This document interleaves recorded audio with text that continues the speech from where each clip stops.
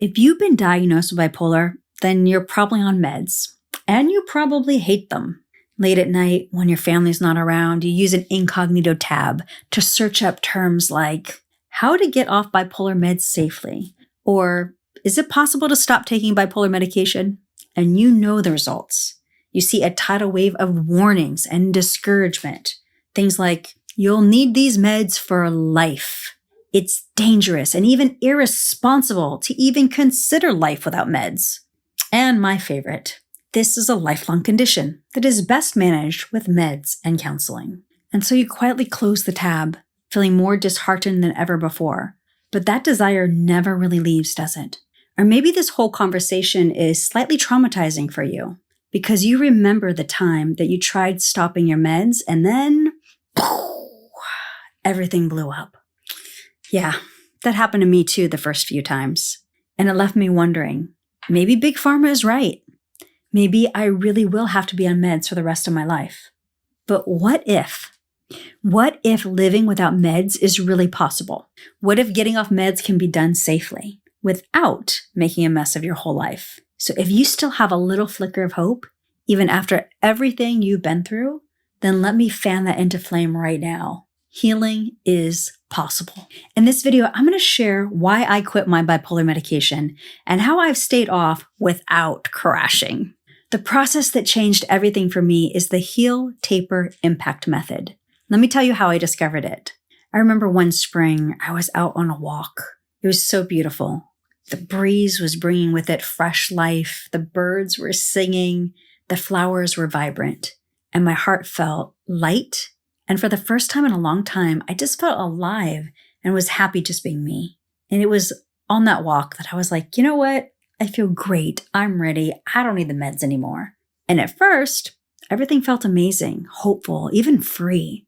But what I didn't realize, I was already escalating. My sleep started changing.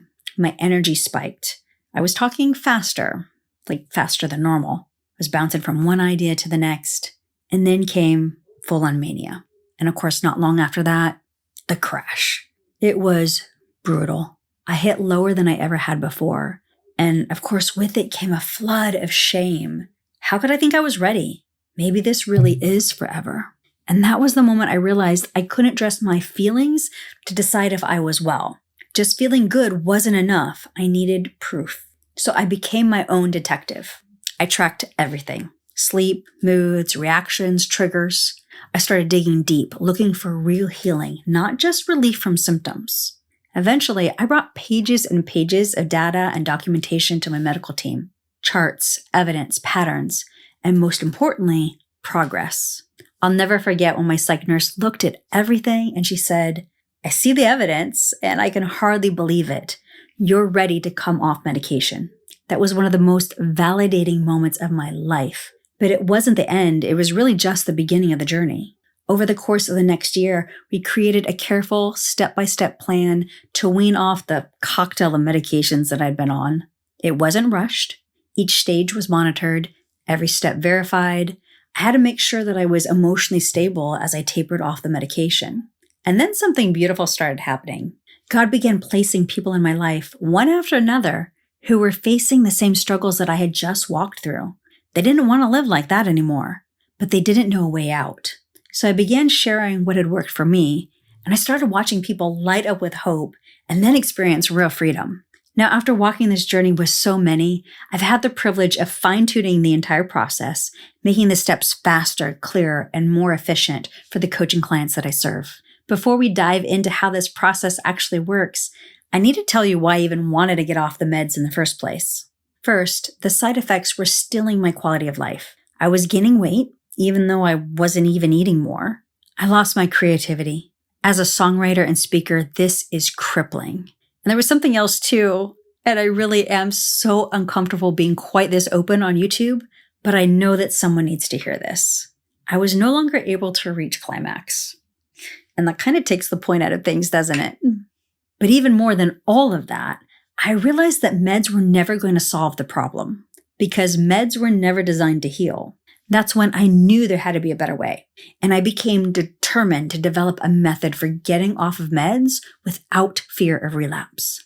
Maybe you've felt the same frustrations. Maybe you're feeling stuck, tired of walking through life numb or foggy or afraid of relapse. If so, you're not alone. And just to prove that you're not alone, if you're feeling brave, drop me a comment and share, why do you want to get off of meds? What's been the hardest or most frustrating part about the meds for you? Your comment may be just the thing that someone else needs to see to know that they're not alone. Big Pharma doesn't have to win. We can do better. Let me take a moment to show you what I've learned. I've developed a 3-phase framework that is effective and safe. Phase 1, heal first. Now here's something you may have missed. A person who no longer has asthma doesn't need asthma medication. A person who no longer has blood pressure is dead. Okay, that was funny, sorry. A person who no longer has high blood pressure doesn't need blood pressure meds. Why? Because the symptoms are gone. There's no condition left to manage. And none of these medications, asthma, blood pressure, bipolar, none of those meds heal anything. They're designed to manage symptoms, not fix the root. So when I say I don't take bipolar meds anymore, it's not because I just decided to stop.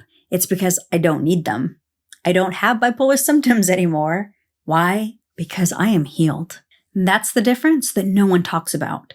And that's what I help my coaching clients achieve. Our first focus and intention is to get to the root of the issue and heal so that symptoms completely stop. And then we move on to phase 2.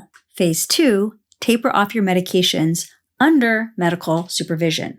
I know you know this, but let me just say it. Plummeting off psych meds is like jumping out of a plane without a parachute. It doesn't end well. The safest way to do this is to bring the data and evidence of healing to your medical team and then allow them to guide you for taking your time to slowly taper off your meds. Phase 3, impact. In this phase, you now have the ability to impact the lives of others. After healing takes place and meds are completely out of your system, you're now thinking clearly and creativity is back on track. And this is the phase where I watch our clients begin writing songs again. Some of them write books or launch new ministries, and some even start their own coaching business. It's this stage that makes all of the determination, time, and effort worth it. And Bev's story stands out to me, which is why I included her in my book. The first time Bev reached out, it was immediately clear that something was off. She was talking fast. Her thoughts were impossible to follow. And so we're on Zoom together trying to have a conversation, and she is pacing the room. Her eyes are darting all over the place, and she's visibly agitated. As I continued to speak to her and her husband about what was going on, I could tell she was frustrated with my questions, and she was snapping at her husband, and he's scared. Bev was in the middle of a full-blown manic episode. She hadn't slept in days. So after the crisis passed and things stabilized, they reached out again. And sure enough, it was exactly what I suspected.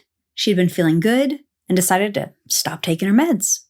But this time, she was ready to do things the right way. This time, she followed our heal, taper, impact method. It was such a powerful moment when she finally said, I think I'm ready. And this time, she didn't just feel ready. She had evidence that she was ready. And naturally, questions came up for her in her own mind and from her husband too. So we walked through all of it together and made a plan to work with her medical providers every step of the way. But one of the biggest obstacles that she faced wasn't data or strategy, it was other people's opinions. Her family had seen her at her worst, so they had no context for complete healing, and they couldn't understand why she'd want to get off meds again. But Bev stood firm. She knew what God had done. She could see the progress. She felt the shift. And the data points that she had carefully collected gave her confidence to take that next step with peace. And little by little, even her family started to come around. It's hard to deny a transformation when it's right in front of your face. Today, Bev's marriage is stronger. Her mind is clear. Her emotions are steady. And she's stepping into that third stage of the process, impact. She's pouring into others' lives. She's speaking from a place of joy, confidence, and emotional stability. It's a beautiful thing to watch. And it's why I do what I do. I don't know where you're at in your journey. Maybe you've tried and failed. Maybe you're still afraid to abandon yourself to truly hope again. But I want you to know that freedom is possible. And all of my best resources are in the description below. So now that you know it's actually possible to get off meds safely, you need to understand something that most people miss. There's one specific shift that unlocks the healing process, and I'll walk you through it in this next video.